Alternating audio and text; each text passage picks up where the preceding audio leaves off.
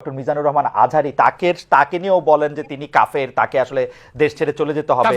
তখন তখন তখন আমরা একটু কনফিউজ হয়ে যাই। বলছি জি না, কনফিউজ হবেন কেন? আপনি যার কথা বলেছেন সে কি বলেছিল আপনি দেখেছেন তার বক্তব্যগুলো? আমি দেখেছি, কিন্তু তার শোনেন শোনেন কথা শোনেন। তাকে বলুন, সে তো আমার ছাত্র, তাকে জিজ্ঞেস করুন। 2007 সালে সে আমার থেকে সবক নিয়েছে দারুন রাজাত মাদ্রাসায়। আমি তার টিচার, আমি তার শিক্ষক, এবং তার শিক্ষকরাও আমাকে শিক্ষক মানে। অতএব সে যদি দেখুন, আপনাকে পিছন থেকেই বলতে হচ্ছে, আপনি সময় দিতে হবে আমাকে। আপনি কিন্তু বসে আছেন একা, আমার কিন্তু কয়েক হাজার লোক বসে আছে আমার অপেক্ষায়, একটা শিডিউল প্রোগ্রাম আমি রেখে বসেছি আপনার এখানে। যেহেতু আপনার মাধ্যমে আমার মেসেজটা আমি অনেকের কাছে পৌঁছাতে পারবো।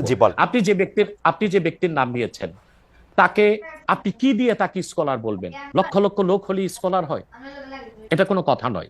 দ্বিতীয় কথা হচ্ছে সে মুফতি নয়, ফতুয়া দেবার অধিকার রাখে মুফতি। স্কলার হওয়া এক জিনিস, ওয়াইজ হওয়া এক জিনিস, মুফতি হওয়া আরেক জিনিস। আমার কথা হচ্ছে, আমি কি গ্র্যান্ড মুফতি বাংলাদেশে তা আমি বলছি না, এটা বলার অথরিটি আমার নেই, কিন্তু আমার ফতুয়াতে কলম বসাবার মতো 10টা মুফতি আপনি বের করে দেন।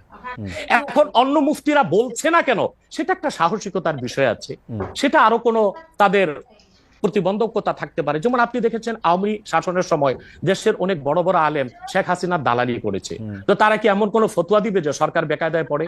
এখন অনেক আলেম আছে যেটা বর্তমান সরকারের নির্লজ্জ সমর্থন করে যাচ্ছে, কিন্তু সরকার ক্ষমতা আসার পর থেকে আমি শরিয়ার কোরআন সুন্নাহর আলোকে যতটুকু সমালোচনা করা দরকার গঠনমূলক সমালোচনা করে যাচ্ছি। আর আমাদের মতো 2-4-10 জন যারা মিডিয়াতে আছে তারাই কিন্তু দেশের আলেম না।